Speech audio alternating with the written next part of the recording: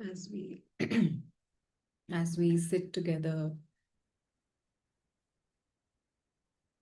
as we arrive here in the satsang space, in the satsang frequency,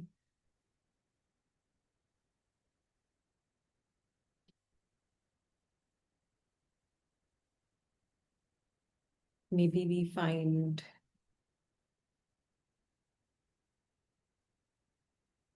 some stillness.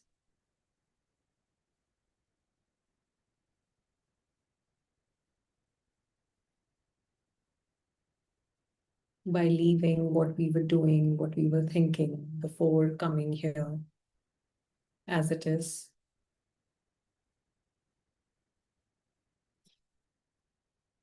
And by leaving alone whatever is on our to-do list after we are done from here in an hour or 90 minutes or whatever.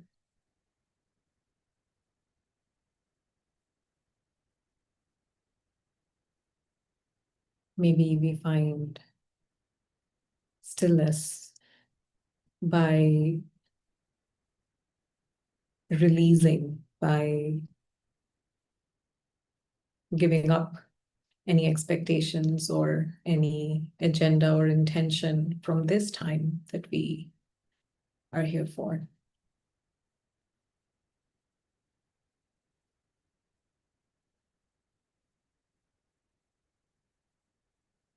Nothing needs to be achieved in this time.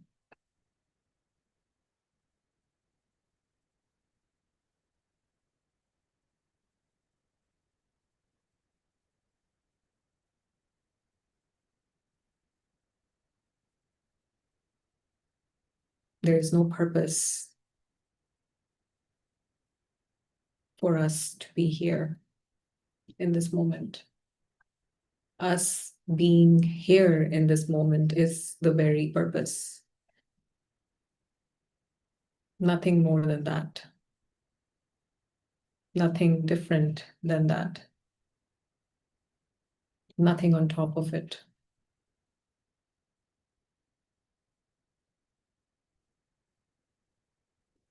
Nothing more is needed.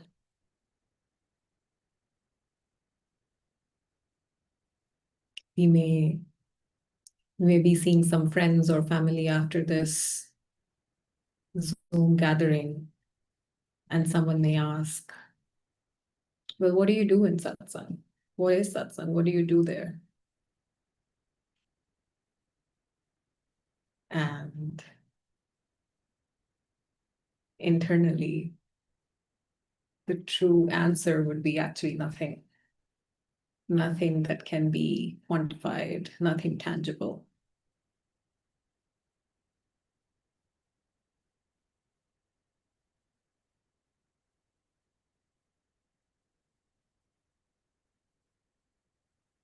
And yet there might be a practical, genuine answer to their curiosity, to their question, that we just explore human suffering, different angles of it, within and without.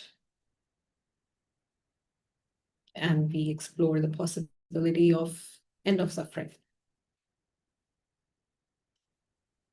No fancy words.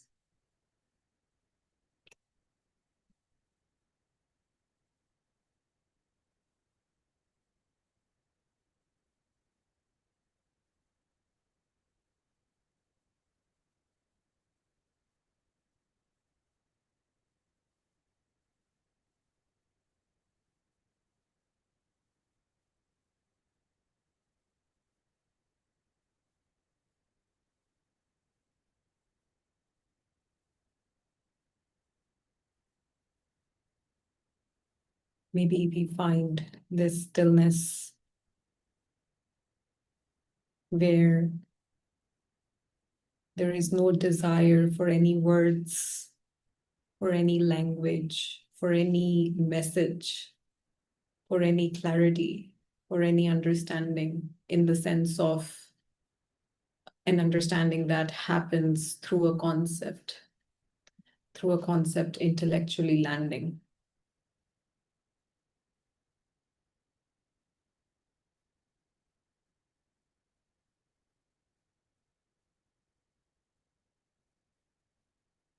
The stillness is not dependent on understanding or misunderstanding.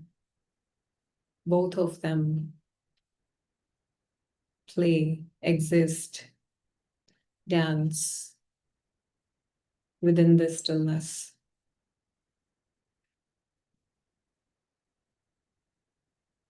They arise from this stillness. They cannot lead or they cannot take away from stillness.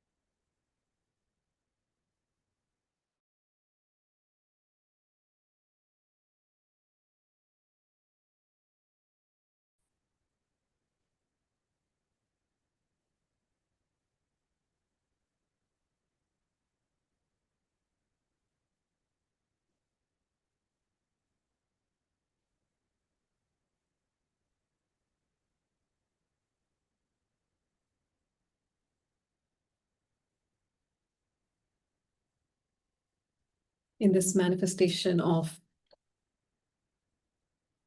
life as we know it, there is a sense of me that is in relationship and exchange with the sense of other. Gurleen talking to you and you listening to Gurleen. There is a me and another. That's how life plays out.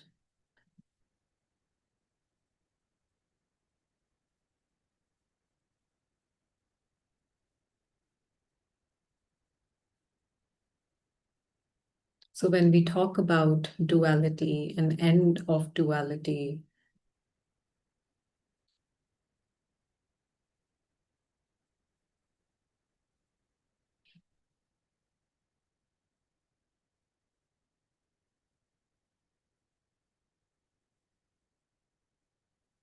the play of me and the other can be called as the play of duality.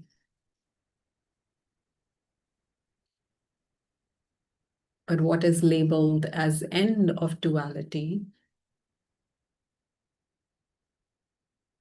that doesn't mean that the perception of the other as a separate human being or a separate object or a separate laptop with a camera, with a light, all of that uh, doesn't start to feel like me.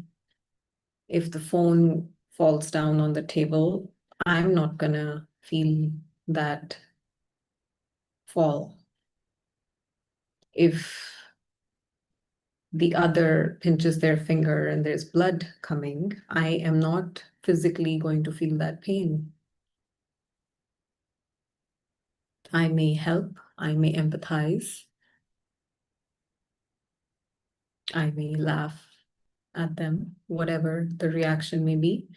But end of duality doesn't mean that all these seeming other feel like me. This localized body-mind organism is me. And then the other seemingly localized body-mind organisms are others.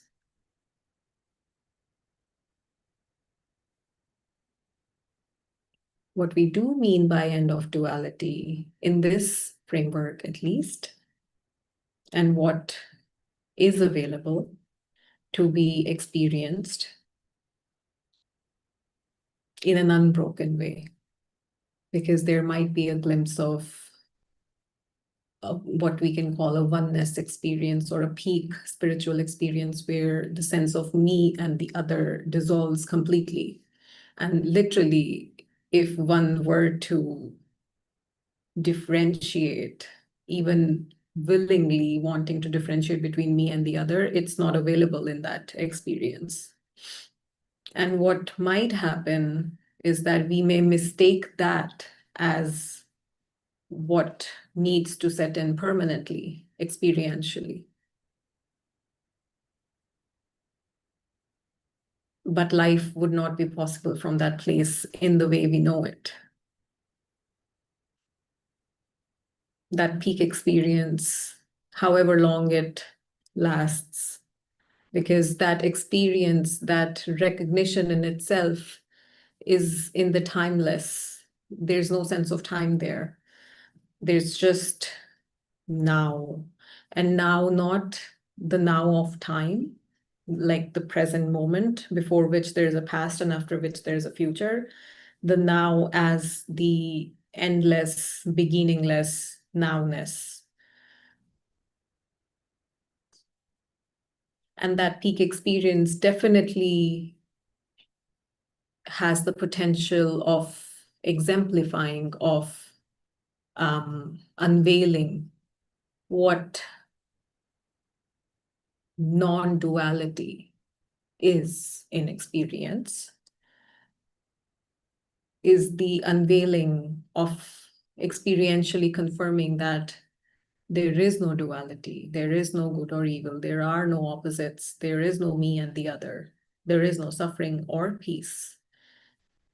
That recognition is beyond all the dual experiences. But according to this framework, what is available as end of duality is not the end of sense of separation between me and the other, but it is the sense of me versus the other falling away. Yes, I do have a mother, I do have a father, I have a husband, I have a daughter, I have a son, I have a brother, sister, friends, colleagues, acquaintances, strangers, maybe enemies, people that sit well with my preferences and people that challenge me on whatever level. People I like, people I don't like,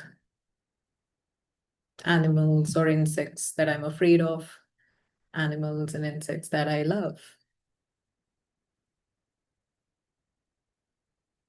foods that I love to eat, foods that I don't care for so much. So all of that remains. What falls away as the duality that is the very root of suffering is me against the other. And that other could be a person, could be an object, could be an event, could be a circumstance, could be a thought process, could be a feeling, could be an emotion, could be God, could be myself.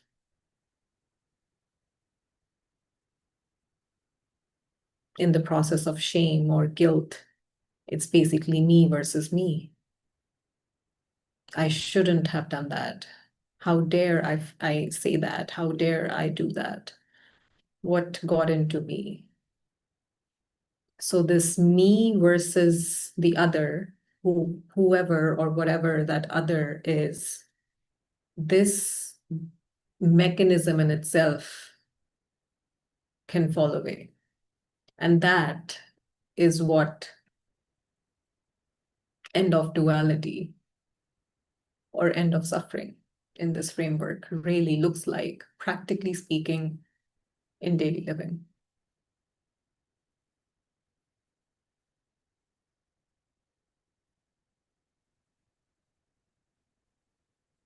And we don't need to go deeper and deeper into meditation to recognize this. It is fairly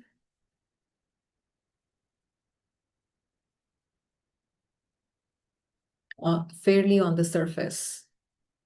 We don't have to dig deep thinking that that's where me versus the other mechanism will be found.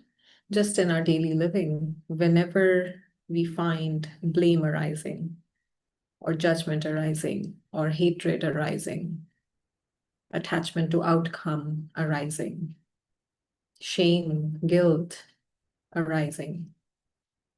When any of these things arise, there it is, me versus the other.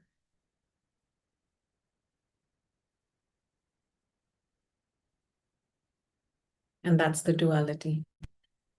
That's the duality which is equivalent to the suffering. The duality of me feeling like this person in relationship to the other as another person or object, that's not suffering.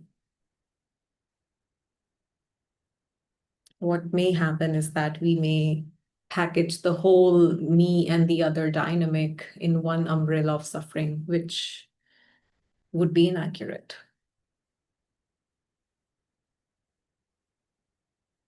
Which part of this manifestation of me and the other, which part of it is actually suffering?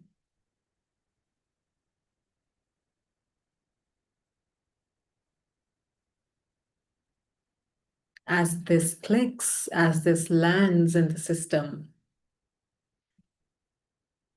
we can finally start participating in life without labeling the whole experience as suffering, without labeling the whole thing as the problem.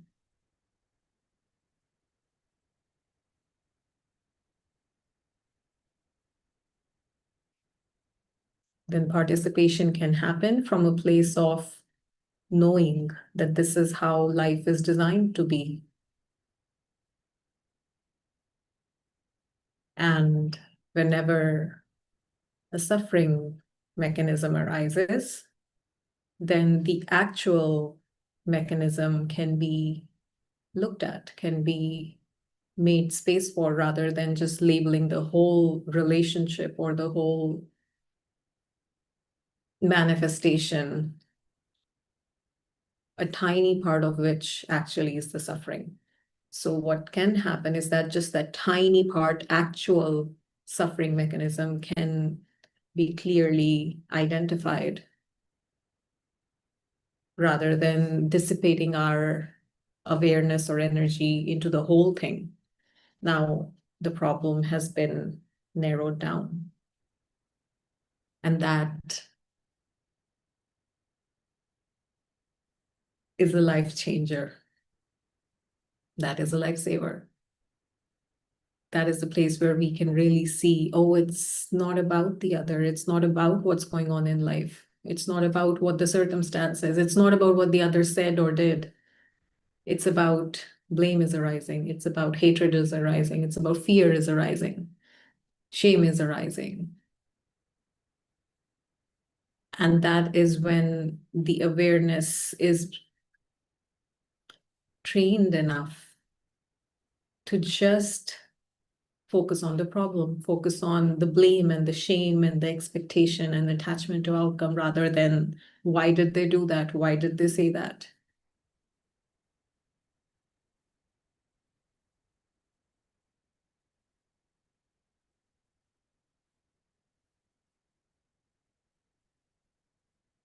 Ramesh used to call it horizontal thinking in time. The outward thinking where suffering is so unclear that it is about what happens in the circumstance. I'm trying to fix the circumstance, not realizing that it is not because of the circumstance that I'm suffering. The suffering is in the very blame mechanism or the shame mechanism.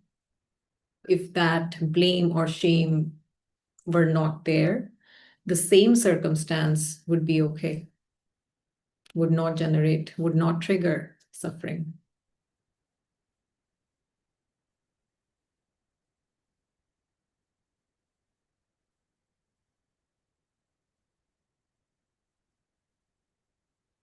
So it's not about me and the other falling away that we call end of duality.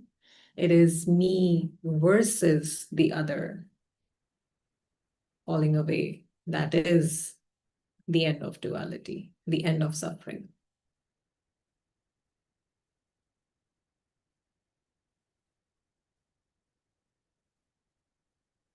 When there is no need to protect myself from the other, in the existential sense, where there's no fear of getting disrespected or insulted or not loved or rejected or invalidated by the other.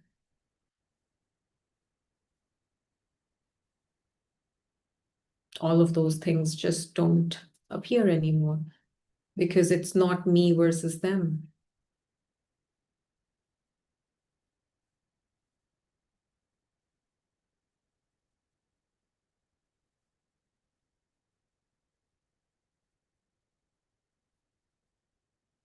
This is really when the blame and judgment can start to melt. This is the place of unconditional acceptance of everything and everyone that is in our experience, exactly as it is. Because we now don't have a hidden agenda of proving a point to them or helping them from our own limited understanding of what is right for them, as if we know better than God. We're not out there to prove ourselves superior than them or love them or get love from them. All of that subtle transactional exchange that goes on in our relationships every day with everyone can now be brought to light and can be seen as futile, can be seen as the suffering itself.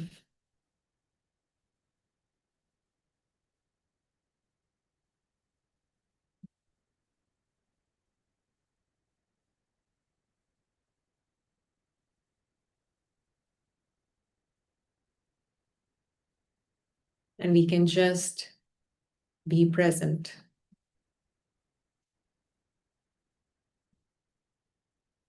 And not present as an action, not as an intention to be present, but just we are there. Where else would we be? What else would we be doing but just to be where we are? And if there are no hidden or subtle agendas going on, and even if they're going on, they are going on in awareness. We are not the agenda itself. Even that is already the service that the world needs, the unconditional love that the world needs when we are not trying to love and when we are not trying to hate either.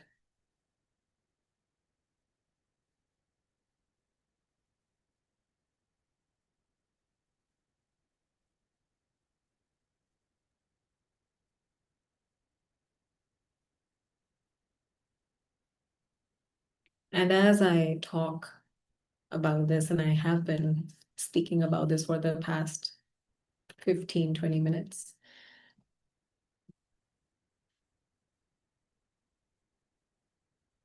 There is no doer who will listen to what is being said and then implement on it.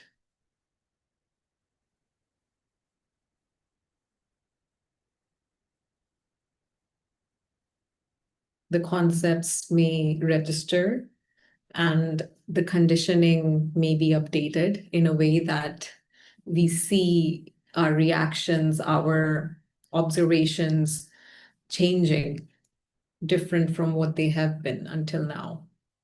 Not because of my doing, not because of anybody's doing, but just what the system is in this moment based on its genes and up-to-date conditioning. And whatever is being said here or anywhere really is new conditioning for the system, which may or may not land in a certain way. And the system may or may not change in a certain way. And what that way would be, no one can know.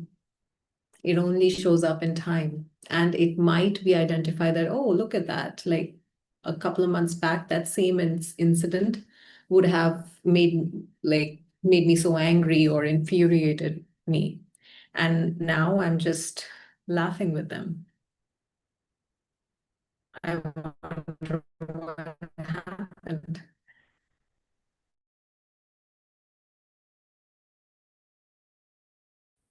And if the doer were there, the doer would be like, oh, look at that. I'm growing. That's just what is happening in this moment. And in the next moment, an even more silly thing can trigger anger. And then the doer might be like, oh, what happened? I lost it. I'm off the path. I need to meditate more. How did I lose it?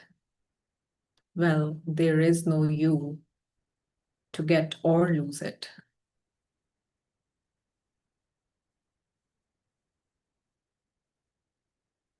This thought, this sense of I got it, I lost it, is the very suffering.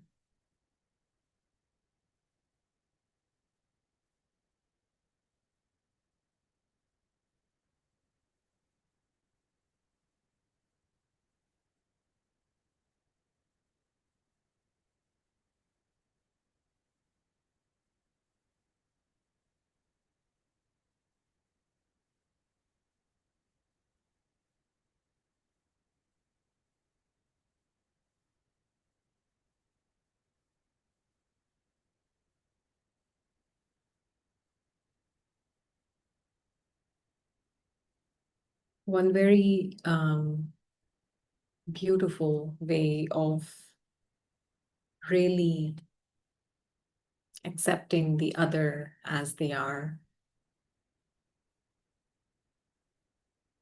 We may sit with the journal or just with ourselves and think about a person or a relationship that doesn't sit well with us, a person that we don't like, or their ways are so much different than what we think a human should be living as or what we live as.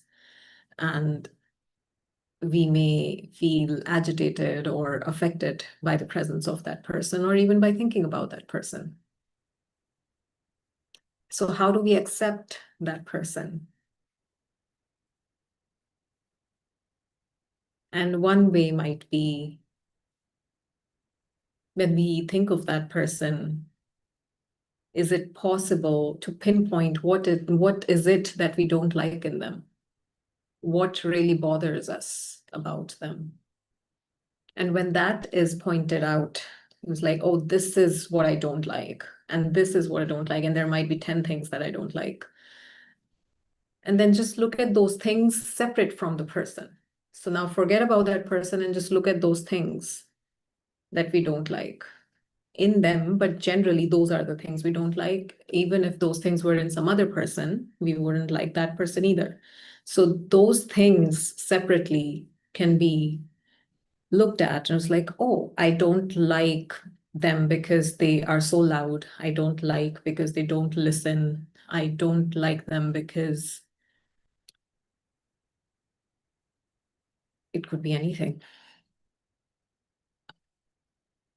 So let's just run with those two things just because I'm out of examples.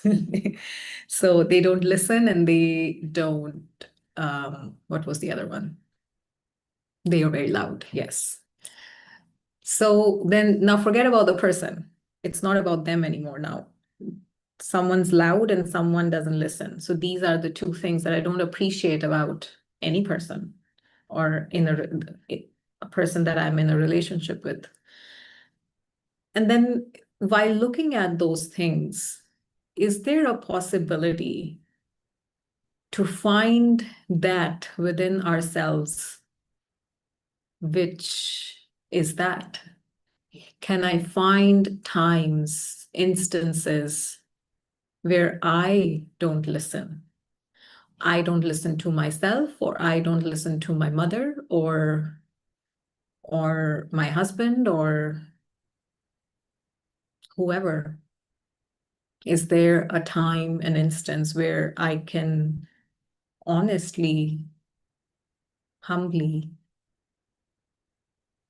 admit, well, first identify and then admit to myself that, oh, I also don't listen in that scenario.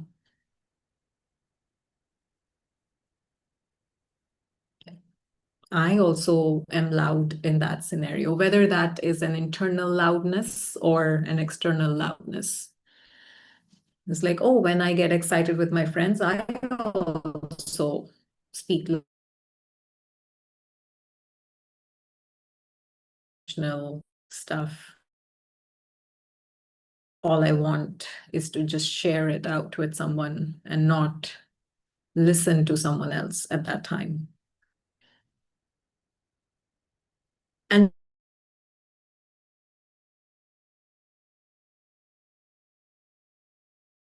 those qualities within ourselves also, maybe not all the time, but there might be just one instance where we can say, oh, look at that. I was like that in that moment, in that relationship, in that equation.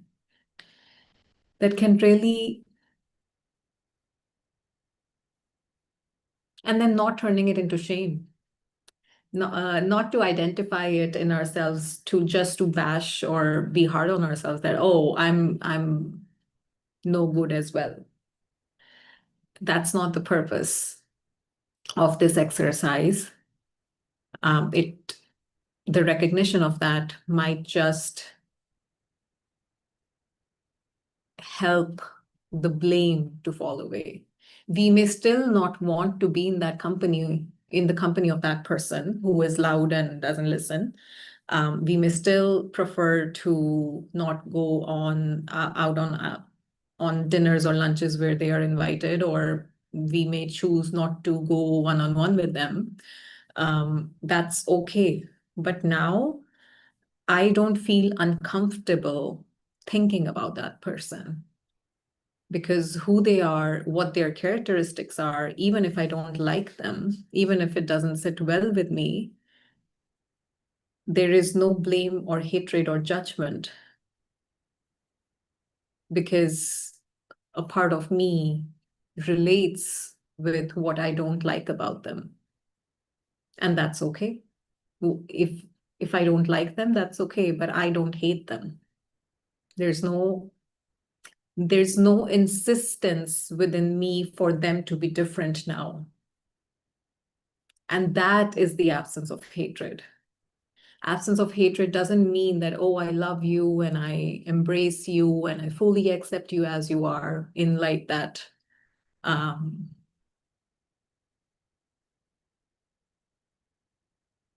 in a way that is like all embracing and hugging them and figuring out a way to spend more time with them and liking spending time with them. No, it's just simply the absence of insistence on our part that you should not be the way you are.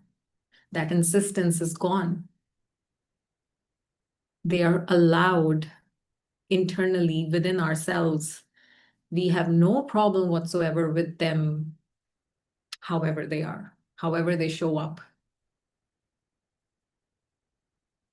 And we may still not like it, but now we're not insisting on it to be different for my comfort, for my happiness.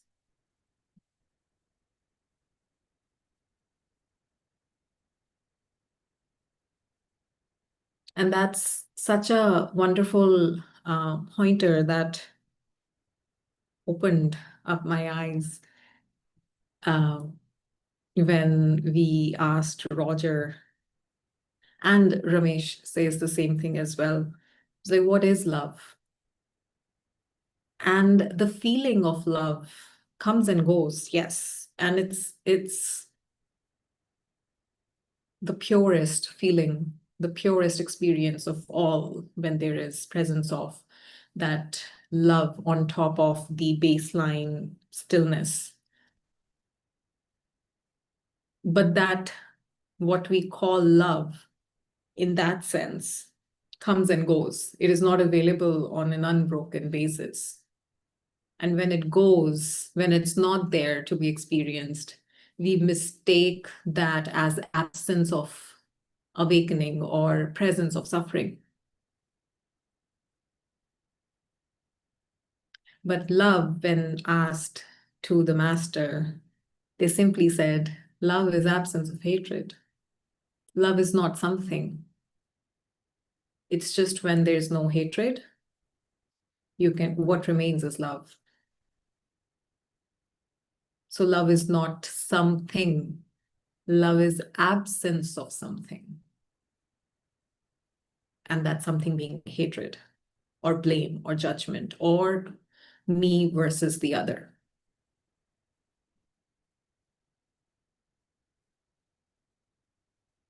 And that sounds so dry in the beginning, because when we are so marinated in that beautiful, selfless, non-dual love, that blissful feeling of love for all, because all there is this, and this is all loving and all encompassing. And when the master says that, oh, that's not love, well, that's not the love that is available on unbroken continuous basis.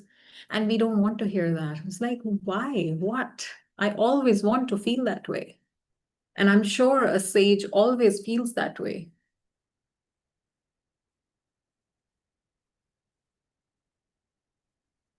But then the master, with all their love, point out again and again, that love is just absence of hatred. And actually, when it really lands, it's not that bad. I'd rather trade absence of hatred for that blissful feeling of love that comes and goes. Or what I mean is the opposite, I guess, that I would give away that coming and going full feeling of love. And I trade that any day with a continuous, unbroken absence of hatred, which is continuous, unbroken presence of love. It's an implication. It's not a presence.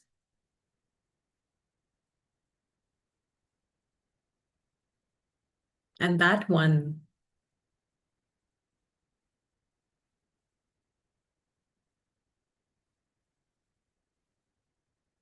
is much simpler. It doesn't need any effort. Actually, it is in the falling away of the effort for anything to be different, is when we find that, oh, love is here all along, not in that rosy, firecrackery way, but just as the very fabric of this.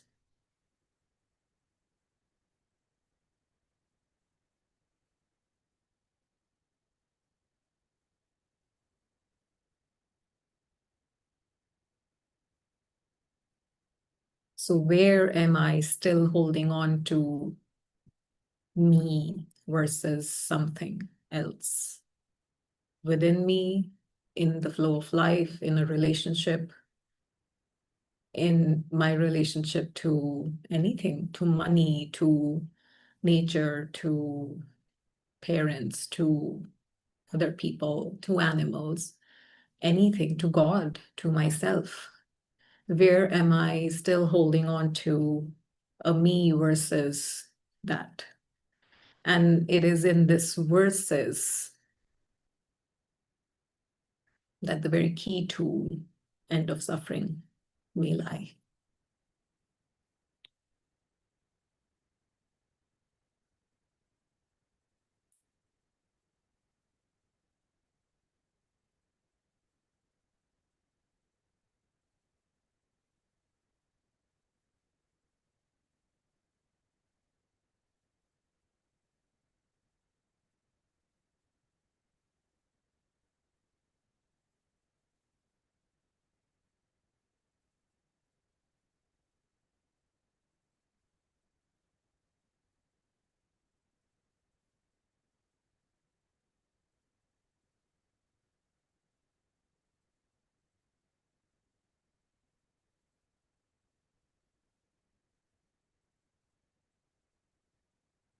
Let's open up the space. If there is anything to be shared, any report, anything to acknowledge, any questions, feel free to raise your electronic hand and I can unmute you.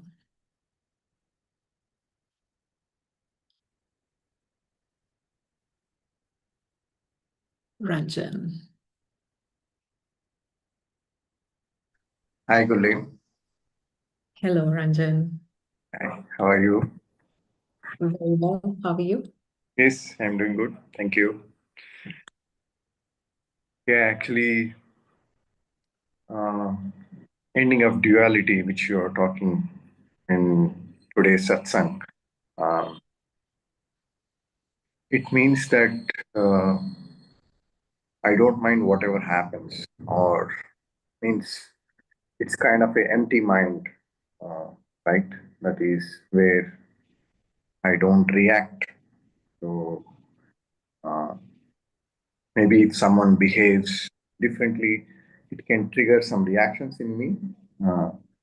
But we just blame, so we don't observe our reactions. Like other person is just pointing out what we have, maybe opinions or judgments or some beliefs, uh, where we try to argument or fight for that kind of a belief or identification. So that is the one part. Like we don't normally, our tendency is we blame or we label that person. Okay, is against our opinions or beliefs, these kind of things.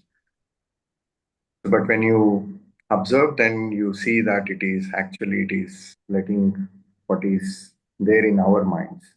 Uh, so that is the pointer.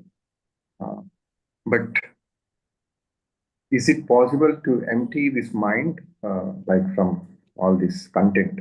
That is what you're saying. You're saying journaling out, like we leave that person, but we just see the content, like hatred or uh, resentment, whatever we have, so many things. So these kind of the contents.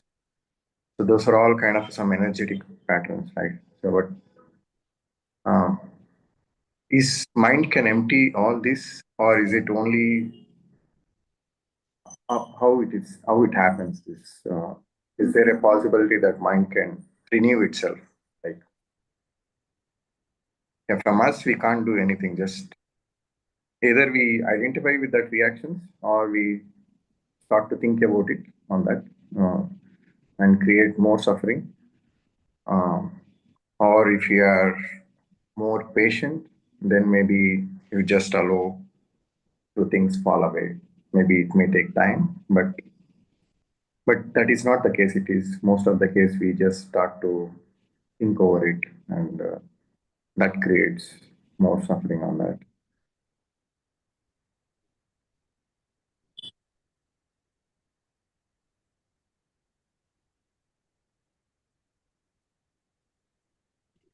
Okay. Thank you. Thank you for your question. Is it possible for the mind to be empty of its content? Yeah. I don't know. I don't think so, but I don't know. Because what I am as this body-mind organism, which is depending on what we mean by mind also, which is, so maybe this body-mind organism is arising within the mind, or this body-mind organism is a part of the mind itself. So whether mind is bigger than what I am, what I think I am as a person, or whether what I think I am as a person is the mind. So depending on how we define the word mind itself, anyway, what I am as a body-mind organism is a result, is a product, is an output of my genes and up-to-date conditioning. And in this framework, the mind in itself is labeled or categorized as two types, working mind and thinking mind. So thinking mind is basically what is labeled as the separate psychological self, the part of mind which has taken on as an identity of this separate individual, not the harmless identification with this body mind that needs to happen for daily living, for this life to go on as it goes, but psychological self that is based on the belief of sense of personal doership and attachment to outcome, that I'm the doer, others the doer, and what happens in life is where my happiness is to be found. So that is labeled as thinking mind.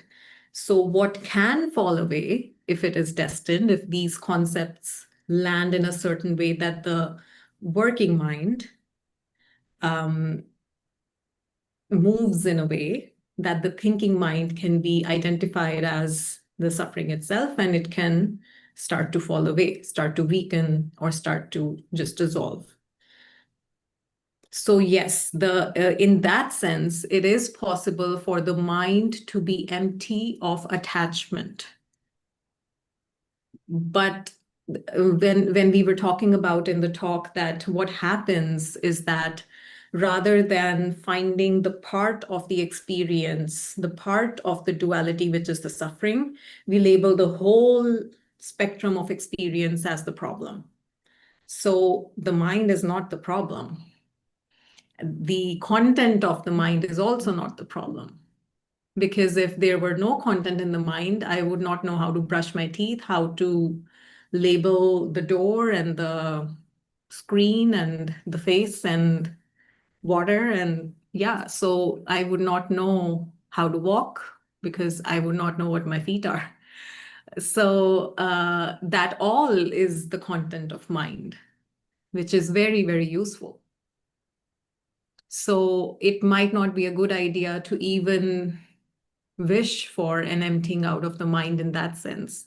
But what can fall away is the separate psychological belief identity, which takes itself to be the doer and is attached to outcome, to the flow of life as the source of its happiness and of its completeness.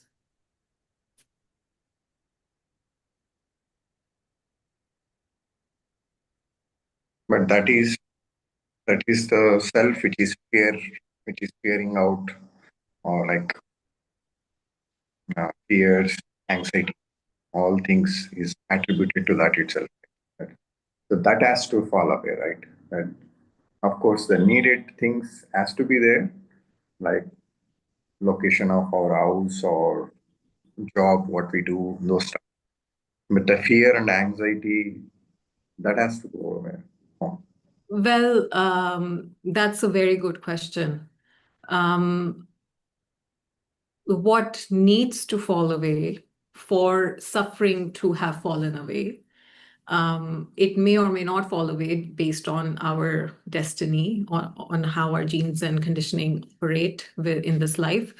But based on your question, when we say that all of the negative feelings or fear and anxiety need to fall away, yes and no. And there is another beautiful conceptual tangent that goes in this framework. So there is something called biological response and a psychological response. So the psychological response is the response that's based on suffering. But biological response is what is designed within the very chemistry of the body-mind organism, which is a part of the working mind itself. So the feeling of love towards our child doesn't have to be psychological. It can be biological. The feeling of fear when, let's say, we are crossing the road and a bus comes. So that fear in itself is the very survival instinct of this chemical being. And that may not fall away. So if someone brings and is trying to stab me with a knife, there might still be fear. But the fear that stems from, oh, what if they reject me? What if they make fun of me? So the fear that is stemming out of that separate sense of self, which is dependent on the other or dependent on life to be a certain way for it to be okay, that separate self that is not comfortable with itself as it is. So the fear arising from that, which is the thinking mind that we were talking about. So thinking mind structure is what can and needs to fall away if there were to be end of suffering.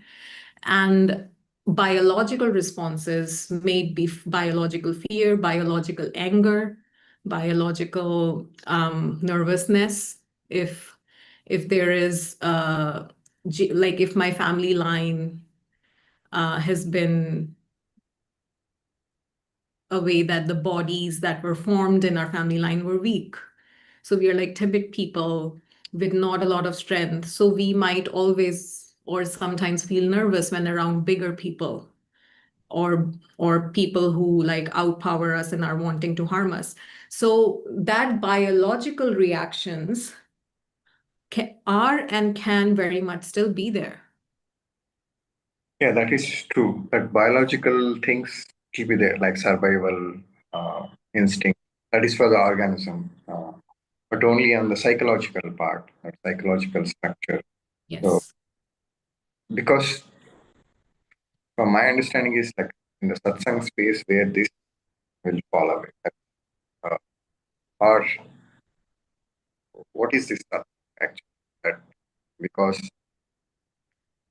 that is the main thing to end the suffering, like the psychological. Yes. I'm sorry, when you were saying this is the main thing to fall away, what was that main thing you were labeling? Structure, that psychological thinking. Right. That is where this satsang comes into picture, right? Where uh, that has to fall away. That is the end of suffering, correct? So that is what my question, like emptying of the mind in the sense that that psychological content. Mm-hmm. You are simply harming yourself, hurting yourself with unnecessary thinking, unnecessary thoughts. So that is why that is what my question is that if it's possible that can drop away like with this attending no means not expectation from the satsang but it's the truth that that is the whole I can say purpose or Yeah. is Yes, it can. It can, and whether it will or not is totally based on how life is designed for Gurleen, how life is designed for Ranjan, and how is it to unfold in time. What can happen, well, actually, that would be falling away of suffering, actually, if that were to happen, that my insistence on suffering fall away can fall away. So even my at a certain phase, at a certain time, the longing and the yearning for enlightenment, for union with God, for the truth, for end of suffering. It is the very vital force that that really seems like is making the way towards the very unveiling of the self that we are. And yet, at another point, this very longing and yearning is the very obstacle to what it is trying to get to, or whatever the object of the longing is. In this case, it is end of suffering. So maybe there might be one day we'll be sitting and there'll be an experiment. You know what? I don't want end of suffering. So what? So what? And let's see what happens. Yeah, because it's like we like postponing of this thing. We see, we suffer, but still it's like readiness or earnestness or honesty with yourself. Uh, so that I think that is where it is all. Rather than thinking about enlightenment, because we don't know enlightenment, what enlightenment is, or it is not an escape from suffering. So that I think of enlightenment or I think God, not that in picture.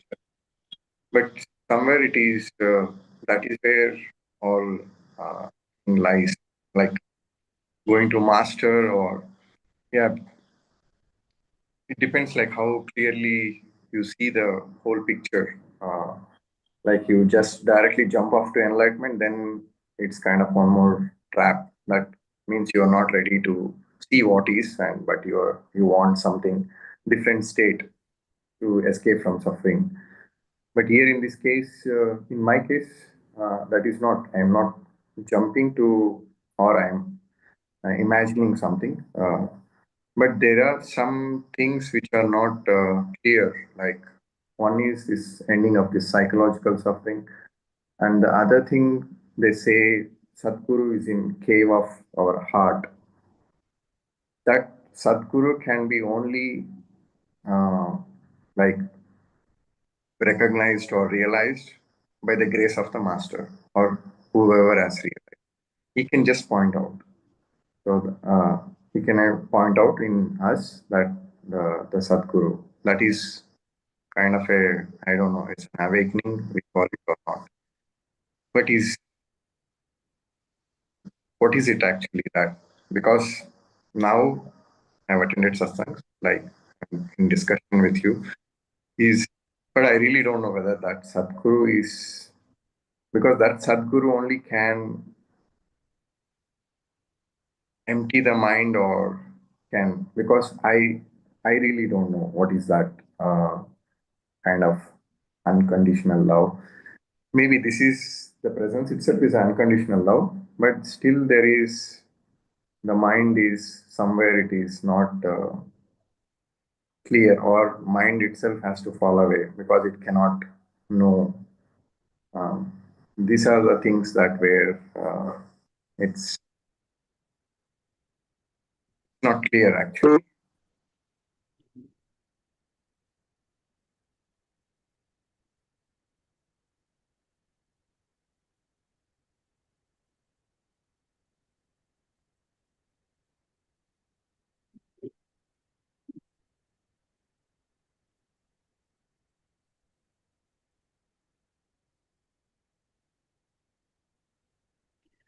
What would happen if life were to show that it will never happen for me? Yeah, that is like eternally waiting. That's kind of one kind of love, or it's kind of a true love. Say that let it, whenever it can happen, it'll happen. It'll happen. Otherwise, just wait. Is it possible to entertain the possibility of it never happening?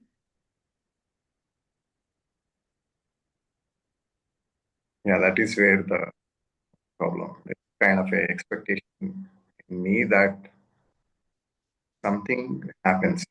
So that is,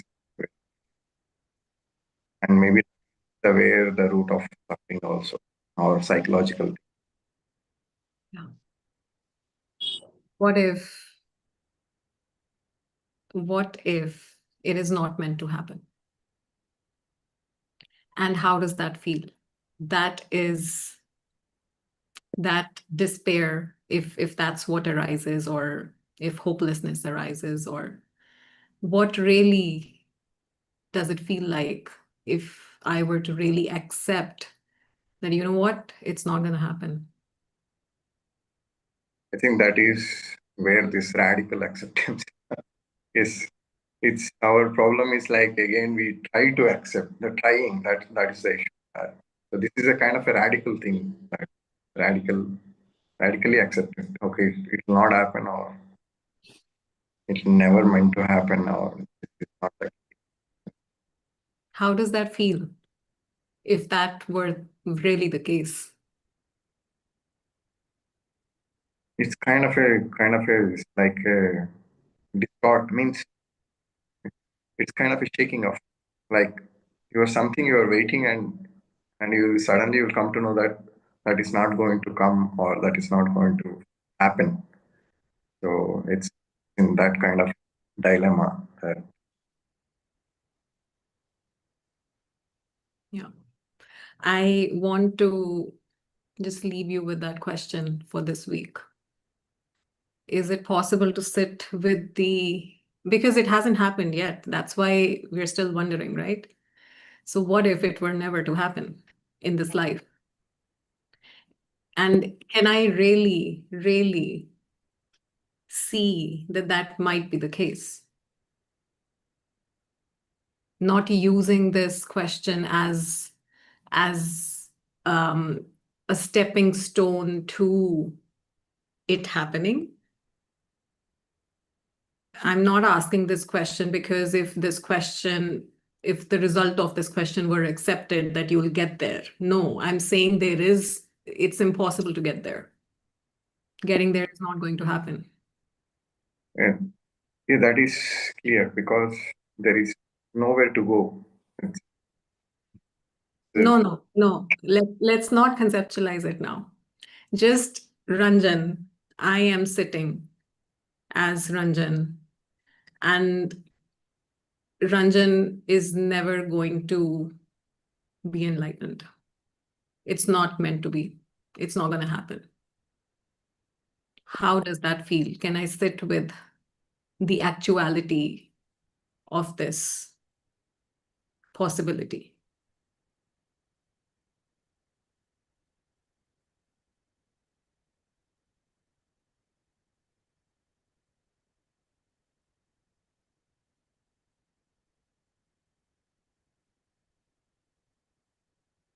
yeah, right now I'm not feeling anything.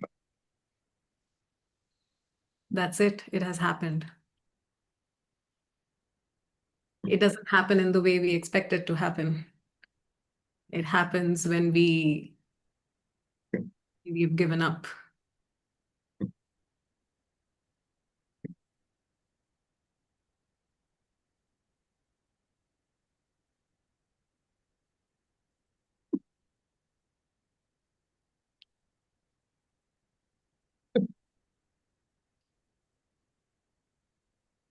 Thank you.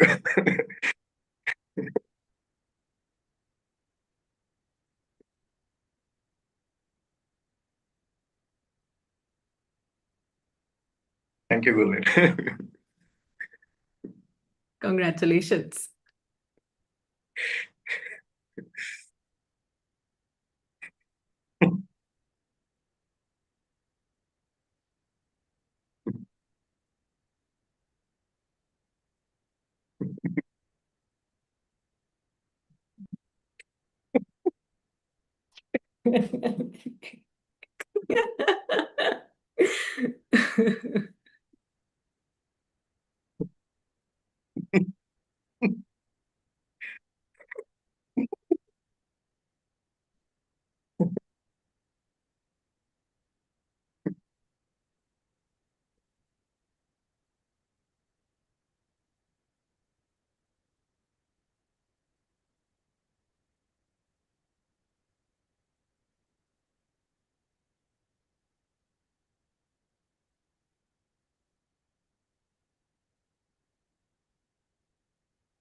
My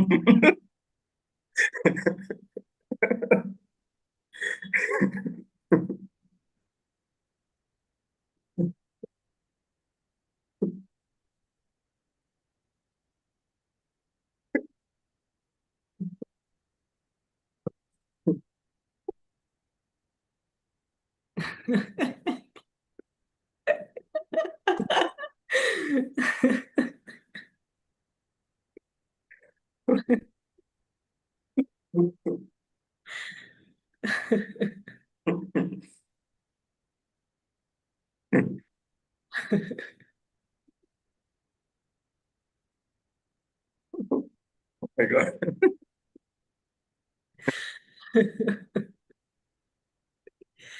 It will never happen.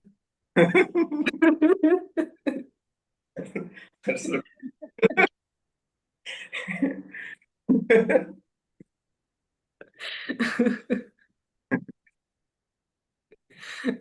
Thank God for that.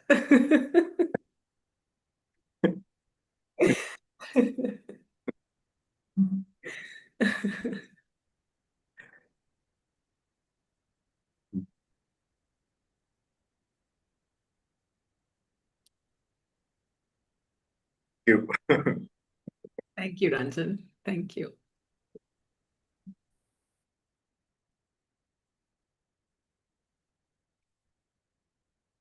Shiv.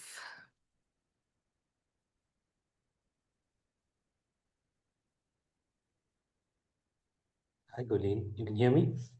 Yes, I can. How are you, Shiv? I am good. Like when you talked about how suffering is me versus another person or another object or another anything, and you said that's where suffering is. And just before satsang, for some time, I was suffering, and it seemed to be about this. It didn't seem to be against anything, but a sense of lack about my wanting something and. While for some brief periods of time it seems like I got it. Like I'll just like say a sense of belonging where people care for me, where I'm valued and where people get me. And now and then it seems like life presents people like that. And and somehow it just becomes something horrible and it all goes south. And then again something happens and then you get there's hope, that hope comes up and it seems to go well for some time, and then again something happens, and after a point you begin to wonder whether you should even entertain that hope, and whether there's that Beatles song that goes like, for well you know that it's a fool who plays it cool by making his world a little colder. So in trying to not allow that pain to happen again, you kind of withdraw, constrict, and just cut out everyone and never entertain that possibility, these sort of things. So my point is here, it's not so much against something. It might be against the world, the way life is, or something like that, some abstract idea, but it isn't so much against anyone. But that feeling of I don't know what to call it, but there is suffering in that. And how would you approach that from your framework?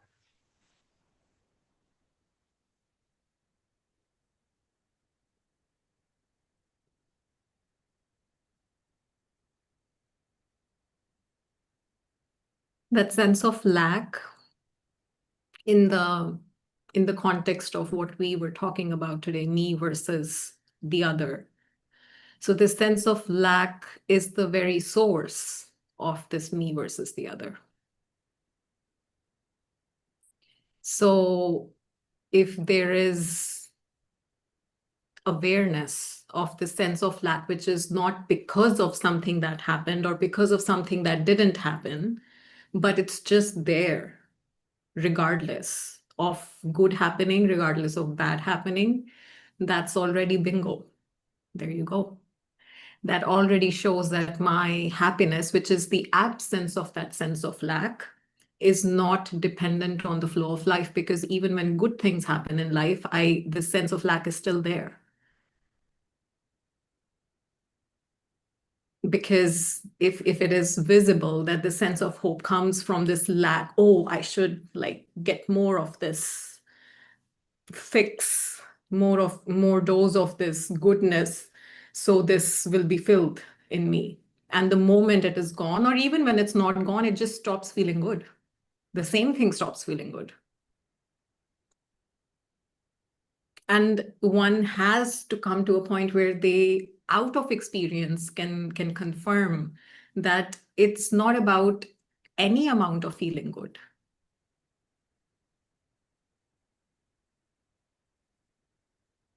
And logically, it's not about any amount of feeling bad. It's just the absence of insistence on whether I should feel good or whether I should feel bad. Because feeling good is pleasure, feeling bad is pain. Life is designed to be pleasure or pain. Sometimes a lot of pleasure, sometimes a lot of pain. And sometimes somewhere in the middle where it's like, nah, neither good nor bad. And that's just how life is designed to be. But the sense of lack remains there regardless of however much pleasure I may experience or however much pain might be there. So it's not in the pain or in the pleasure that I'm looking to navigate my suffering.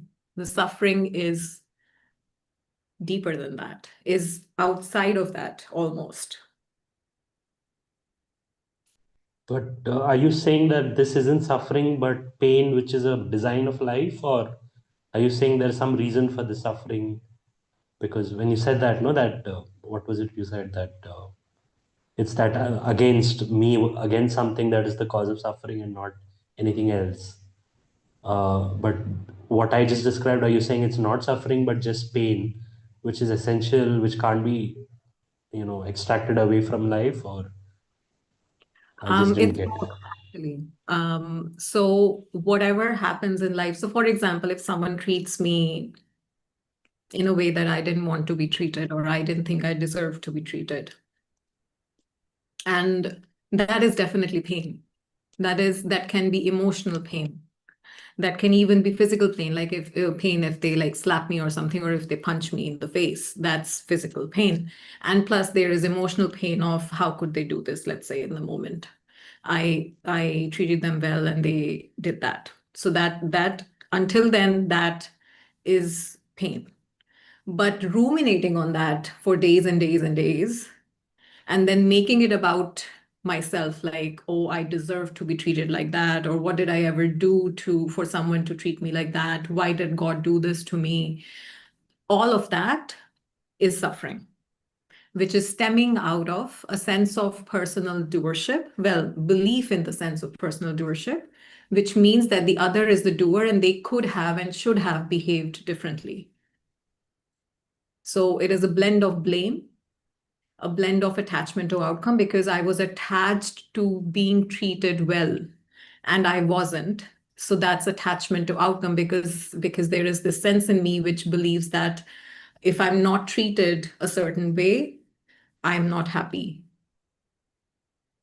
That's attachment to outcome. And then there might be some shame, where why did I not stand up to myself, or I should have punched them back, or I should have just why am I still thinking about it? Why am I judging the other person? I should know better, because I've been into spirituality for so many years and I'm still hating that person or hating the incident. So all of that is guilt and shame mechanism, self-judgment.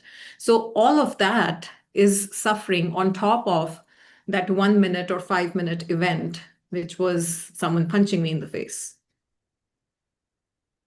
So the punch and that event and the hurt that it caused, even emotionally, like let's say it was my brother who punched me. So there's that emotional pain that, oh, wow, like I love my brother and this is what happened. So it's unfortunate and there is emotional pain. But the suffering is everything that comes after that, on top of that. But there can be a kind of suffering which has no story to it. Yeah. None of this, there's no event exactly that you can attribute to it. It's more of, I don't know how to say it. Yeah, the sense of lack that you Yeah, label. lack. Yeah.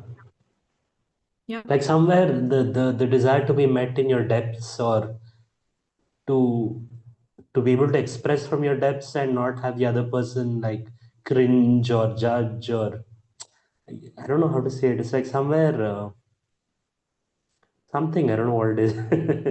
And somewhere I think that's what pulls you towards God also, because while you were describing divine love, that's where it actually gets satiated. For some moments it feels, this is the culmination of that longing. This is the fulfillment of that longing.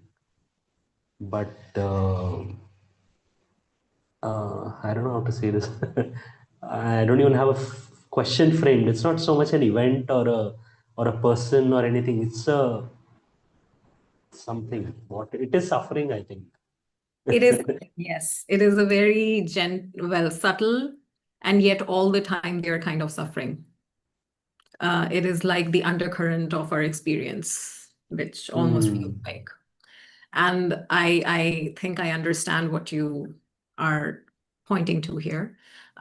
There was this time when I was listening to Roger obsessively, when the process was unfolding in such a way that, and Roger's recorded satsangs is what I was listening to.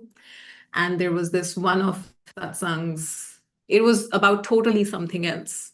But there was this one line in that 2.5 hour talk where he said, I might be paraphrasing, but I'm pretty sure I remember what he said. There is suffering in life because life is taken personally. And we think, well, I think he said, and we believe that we need love. And I just stopped at that line. And I listened to that line hundreds of times for the whole week until his actual satsang was going to happen. And then when the satsang happened, I asked him this question. It was like, just tell me, like, we believe we need love. And that just felt very harsh because, of course, I need love, but also where the suffering is coming from. So, yeah, please tell me more. And yeah, so we believe that we need love, our own love or acceptance or validation or approval. You replace that word with whatever our version of that deep-seated need is. That lack wants. So that lack in itself shows up like, oh, I need this, and when I get this, I'll be fulfilled. But if that very sense of lack were not there, nothing is needed. So the sense of belonging, that sense of approval, sense of love, nothing is needed. That sense of lack in itself dresses up as a need for love. And there's Can nothing that like, it's not that now I stop seeking love. No, it's just the awareness that, oh, look at that. I'm running out to get love again. Oh, look at that. I am blaming the other for not loving me again. Oh, look at that. I'm blaming myself for not loving myself unconditionally again. But it doesn't go away. Know what to do with that? That's what I'm That's asking. okay. But And that's now, suffering. and now I'm judging myself for not understanding that, look, this is suffering. Now fall away. Phew, go. It's there, it's there. What did he reply, Roger, when you asked him that? Well, he said that the human manifestation is at a disadvantage because the very possibility of us being gifted with a gift of self-awareness comes with the other side of the coin, which is this sense of lack, this deep-rooted, almost undetectable sense of lack out of which we manifest as people. And yes, we do not need love. So he basically just reaffirmed what I was dreading to hear.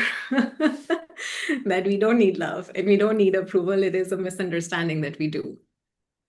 That is stemming out of this belief or this sense of lack, which believes that something's missing. And only if this something missing were to be delivered from out there, which is attachment to outcome, is when I will be fulfilled. And that is the misunderstanding. But wouldn't you say it's not so much an understanding or a misunderstanding? It's something you feel at a very... That's why it's subtle. It is a misunderstanding. It doesn't appear as thoughts. Yeah. It appears as a discomfort in the body, or maybe as a feeling. So sometimes not even in like as a sensation in the body, but it is sometimes just a feeling where you just feel blah. And you're like, I don't even know what to do with it. I don't know where to go, who to talk to, and how to even be with it. How to apply my spiritual disciplines to it. Like it feels at the root of even that. And that's, I would just say, bingo. Can we learn to live with it? Can we? Can we learn to live with it Mm. until it's not there? Because waiting for it to fall away is more of it on top of it. Okay. So I know it sounds like a hopeless answer is like, oh, learn to live with it. That's me. But maybe it helps us more than we think it does. That is where surrender comes in. Yeah. What we were talking about last week, that is God compassionate or indifferent? Mm. Can we be compassionate to feeling incomplete?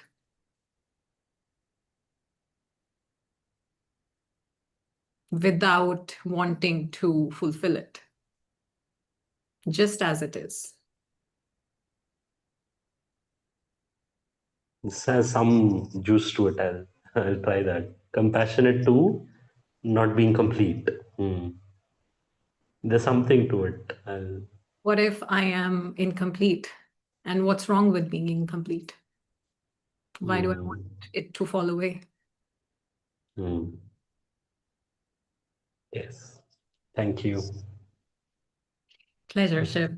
Such a wonderful exploration. Just being able to visit the deeper parts of ourselves that were not even visible, not even accessible at one point in the process. And now all there is this, this sense of suffering or incompleteness that we cannot knock off. We cannot distract ourselves from, we cannot look away from. And that already is the grace of God. That already is the grace of Guru, which has created such power in us that we can take the fullness of suffering that our life is designed on and designed with as Gurleen, as what I am. It already calls for a celebration that we can suffer without distracting ourselves from it. And yes, it's uncomfortable. Yes, I would trade anything for it to fall away. And yet, the possibility of being able to hold, of being able to withstand and experience the core of the suffering that is present in our system. What a gift, what a gift.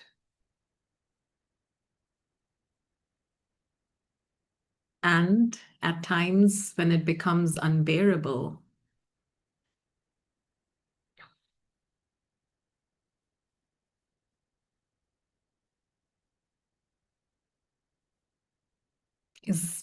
is actually what might the gift be? because it's only in its unbearability that actual surrender happens.